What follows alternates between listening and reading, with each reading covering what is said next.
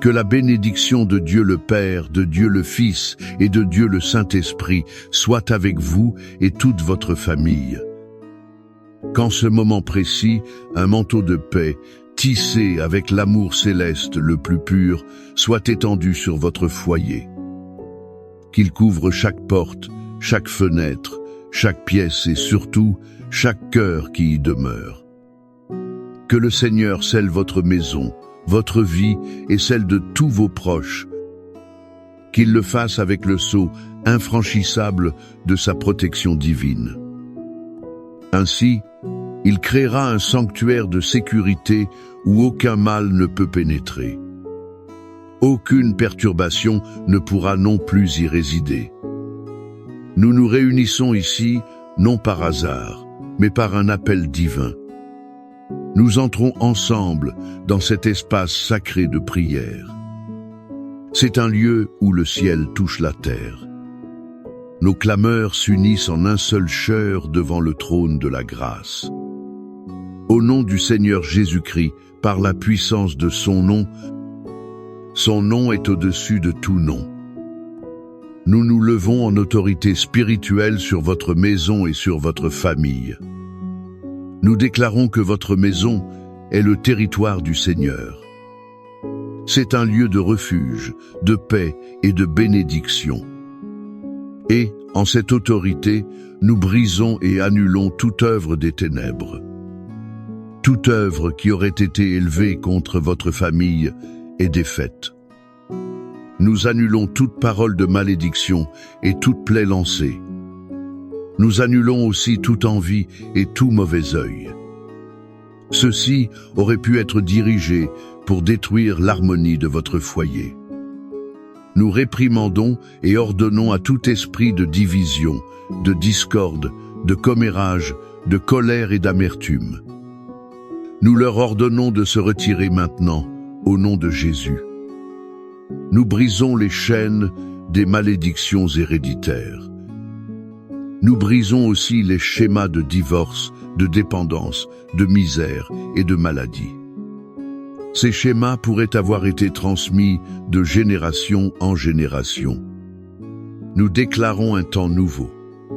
C'est un temps de libération et de victoire. Par le précieux sang de Jésus versé sur la croix du Calvaire. Nous couvrons chaque membre de votre famille. Cela inclut du plus âgé au plus jeune. Nous déclarons que vos fils et filles sont l'héritage du Seigneur. Aucune arme forgée contre eux ne prospérera. Nous ordonnons que tout piège de l'oiseleur tombe maintenant. Nous ordonnons que toute flèche maléfique de distraction ou de rébellion tombe. Toute flèche de perdition lancée contre l'esprit et le cœur de vos enfants tombe maintenant. Nous les consacrons au Seigneur. Nous déclarons qu'ils accompliront le dessein divin pour lequel ils ont été créés. Nous proclamons la victoire de Christ sur chaque défi, sur chaque lutte et chaque impossibilité dans votre famille. Maintenant, je veux vous inviter à calmer votre cœur. Ouvrez votre âme à la partie la plus profonde de notre cheminement d'aujourd'hui. Laissons un instant le champ de bataille de la prière déclaratoire. Entrons dans le sanctuaire de la méditation. Là, le Père désire nous parler à travers sa parole. Il existe une histoire dans les Écritures. C'est une parabole racontée par Jésus lui-même. Elle palpite avec le cœur de notre thème d'aujourd'hui. C'est l'histoire du Père miséricordieux et de son Fils prodigue. On la trouve dans le livre de Luc, chapitre 15. Imaginez la scène un instant. Un père, un homme bon et juste, avait 2 fils. Le plus jeune, impatient et désireux d'une liberté qu'il comprenait mal. Il s'adresse à son père et fait une demande. Dans cette culture, c'était l'équivalent de souhaiter la mort de son propre père. Il dit : « Père, donne-moi la part des biens qui me revient. Le cœur de ce père a dû se briser en 1000 morceaux. Mais, dans un acte d'amour incompréhensible, il consent. Il divise l'héritage et voit son fils bien-aimé partir pour une terre lointaine. Essayez de ressentir la douleur de la séparation. Ressentez le vide laissé dans cette maison. Le fils, à son tour, plonge dans une vie d'excès. Il gaspille tout ce qu'il a reçu. Jusqu'à ce que la faim et la désolation le trouvent dans une porcherie. Il y disputait sa nourriture avec les cochons. C'est au plus bas, au fond du puits de l'humiliation, qu'il revient à lui. Il se souvient de la maison de son père. Non pas comme un lieu de richesse, mais de suffisance et de dignité. Même les serviteurs y étaient bien traités. Avec le cœur brisé par le repentir, il décide de revenir. Il ne revient pas comme un fils, mais espérant être accepté comme un simple serviteur. Maintenant, visualisez l'autre extrémité de cette histoire, le Père. La Bible nous donne un indice émouvant. Quand il était encore loin, son Père le vit. Il fut ému d'une profonde compassion. Courant, il se jeta à son cou et l'embrassa. Ce père n'a jamais cessé d'attendre. Chaque jour, ses yeux balayaient l'horizon. Il cherchait un aperçu de la silhouette familière. Il n'a pas attendu que le fils arrive à la porte pour des explications. Il courut. Il brisa tout protocole et toute dignité de sa position. Il le fit pour embrasser son fils sale, malodorant et brisé. Il n'y eut pas de sermon, pas de « je te l'avais dite ». Il y eut seulement une étreinte qui guérissait. Il y eut des baisers qui restauraient et une fête. Cette fête célébrait la vie qui était revenue. Cette histoire, si riche et profonde, elle nous enseigne des leçons vitales pour la restauration de nos familles. La première et la plus puissante leçon est la suivante. L'amour de Dieu, le Père céleste, est inconditionnel et n'abandonne jamais. Vous êtes peu être un père ou une mère dont le cœur saigne. Cela peut être pour un fils ou une fille qui s'est égaré. Pour un enfant qui a fait de mauvais choix et vit loin de la maison. Loin des principes que vous avez enseignés. Vous priez, vous pleurez. Parfois, l'espoir semble s'évanouir. Regardez la figure de ce père. Il n'a jamais cessé d'aimer, jamais cessé d'espérer. Son amour n'était pas basé sur le comportement du fils, mais sur l'identité de son fils. Ainsi est Dieu avec vous et avec les vôtres. Il ne cesse de regarder l'horizon. Il attend avec impatience le retour de celui pour qui vous criez. Son amour est la force qui attire les perdus vers la maison. La deuxième leçon est qu'il y a toujours un chemin de retour. Le fils prodigue sentait qu'il était arrivé au bout du chemin. Il pensait n'avoir plus aucun droit. Mais le souvenir de la maison de son père fut l'étincelle d'espoir dont il avait besoin. Pour vous qui vous sentez peu, être comme ce fils, qui pensez que vos erreurs sont trop grandes, que la honte est insupportable, écoutez bien. La porte de la maison du Père n'est jamais verrouillée. Le chemin du retour n'est pas pavé de vos mérites, mais il est pavé de sa miséricorde. C'est un chemin d'humilité et de repentir. Il se termine toujours par une étreinte de pardon. Et la troisième leçon, fondamentale pour l'unité familiale, c'est le pouvoir de la restauration par le pardon. Le Père n'a pas seulement pardonné, Il a entièrement restauré l'identité du Fils. Il lui a donné la meilleure robe, un anneau au doigt. Il lui a aussi donné des sandales aux pieds. Ce sont des symboles de filiation, d'autorité et de liberté. Combien de nos familles sont brisées, non par l'offense elle-même, mais par le manque d'un pardon qui restaure. Nous gardons des rancœurs et des ressentiments. Nous traitons nos proches comme des employés. Nous leur nions l'honneur et la place qui leur appartiennent. Avez-vous besoin, aujourd'hui, d'assumer le rôle de ce père? De courir à la rencontre de quelqu'un dans votre famille? D'offrir un pardon qui non seulement efface la dette, mais qui restaure la dignité et célèbre la réconciliation. L'histoire de ce Père aimant est un reflet vivant de notre Père céleste. Et lui, dans sa grâce infinie, ne nous a pas seulement laissé des paraboles, mais aussi des promesses écrites et des décrets de pouvoir. Ainsi, notre foi a de quoi s'affermir. Le psaume 91 est la promesse de la protection de ce Père pour ses enfants. C'est son décret de sécurité sur votre maison. Le psaume 23 est la certitude que ce même Père est notre berger.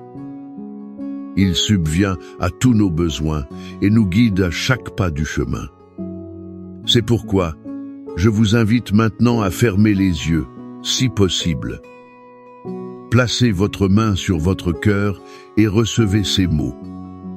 Ne les recevez pas comme un poème ancien, mais comme une vérité vivante et active. C'est une promesse que Dieu libère sur votre famille en ce moment même. Écoutez avec l'esprit et appropriez-vous chaque parole. Celui qui habite sous l'abri du Très-Haut reposera à l'ombre du Tout-Puissant. Je dirai de l'Éternel, il est mon Dieu, mon refuge, ma forteresse. Je me confierai en lui. Car c'est lui qui te délivrera du filet de l'oiseleur et de la peste pernicieuse. Il te couvrira de ses plumes. Tu te réfugieras sous ses ailes. Sa vérité sera ton bouclier et ta cuirasse. Tu ne craindras ni les terreurs de la nuit, ni la flèche qui vole de jour, ni la peste qui marche dans les ténèbres, ni la contagion qui frappe en plein midi. 1000 tomberont à ton côté et 10 000 à ta droite. Mais Stal ne t'atteindra pas. De tes yeux seulement tu regarderas. Tu verras la rétribution des méchants. Car toi, Éternel, tu es mon refuge. Tu as fait du Très-Haut ta demeure.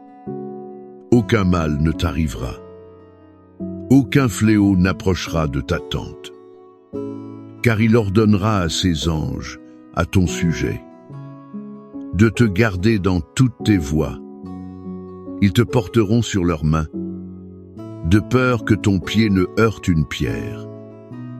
Tu marcheras sur le lion et sur l'aspic. Tu fouleras aux pieds le lionceau et le serpent. Puisqu'il m'aime, je le délivrerai. Je le mettrai en lieu sûr, car il connaît mon nom. Il m'invoquera, et je lui répondrai. Je serai avec lui dans la détresse. Je le délivrerai et je le glorifierai. Je le rassasierai de longs jours. Je lui ferai voir mon salut. Père bien-aimé, sur la base de ta parole, qui est vivante et efficace, et dans la certitude de ton amour qui cherche et restaure, nous nous unissons maintenant dans un cri final. Pour chaque famille représentée ici. Seigneur, nous plaçons devant toi chaque fils et fille prodigue. Nous prions pour ceux qui sont loin, ceux qui sont perdus dans un monde d'illusions, ceux qui gaspillent leur valeur et leur identité, Père de miséricorde, comme le Père de la parabole. Nous nous tenons en ta présence, regardant l'horizon de la foi.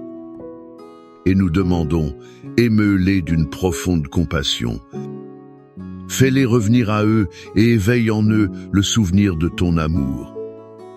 Prépare le chemin du retour, enlève les obstacles. Nous te demandons, donne-nous un cœur comme le tien. Un cœur prêt à courir, à embrasser et à célébrer le retour. Sans accusation et sans ressentiment. Nous prions pour les mariages en crise, où la communication est rompue et la distance est installée. Répands ton esprit de réconciliation. Brise l'orgueil, guéris les blessures de la trahison et de l'amertume. Enseigne chaque couple à pardonner comme tu nous as pardonné. Restaure l'alliance, l'amour et l'unité, afin que le foyer redevienne un reflet de ta gloire. Nous crions pour l'harmonie entre parents et enfants, pour l'harmonie entre frères et sœurs, là où il y a des disputes, des querelles d'héritage, des mots qui ont blessé et créé des abîmes. Nous libérons le baume de Galaad, ton huile de guérison et de paix, qu'il y ait réconciliation, que les offenses soient oubliées, que les liens de sang soient fortifiés par les liens de ton amour. Et, comme notre bon berger du psaume 23, nous te demandons de subvenir à tous les besoins de chaque famille, là où il y a un manque de pain, d'emploi, de ressources. Ouvre les fenêtres des cieux, là où il y a la maladie dans le corps ou dans l'âme. Dépression, anxiété, cancer, tout diagnostic malin. Nous déclarons que par ces blessures, nous sommes guéris. Étends ta main puissante et guéris chacun. Restaure la santé physique, émotionnelle et spirituelle. Maintenant, je vous invite à un acte de foi. Écrivez ici dans les commentaires le nom de votre famille, ou le nom de ce fils, de ce conjoint, de cet être cher, pour qui votre cœur crie. En écrivant, vous matérialisez votre foi. Vous les déposez sur l'autel du Seigneur. Créons ensemble une chaîne de prière. Croyons au miracle. Que la grâce du Seigneur Jésus-Christ, l'amour de Dieu le Père et la communion du Saint-Esprit soient sur votre vie et sur toute votre maison, aujourd'hui et pour toujours. Que l'espérance soit renouvelée, que la foi soit fortifiée, et que la paix qui surpasse toute intelligence garde votre esprit et votre cœur. Allez dans la certitude que le Père vous attend. Il vous protège et travaille en faveur de votre famille. Amen.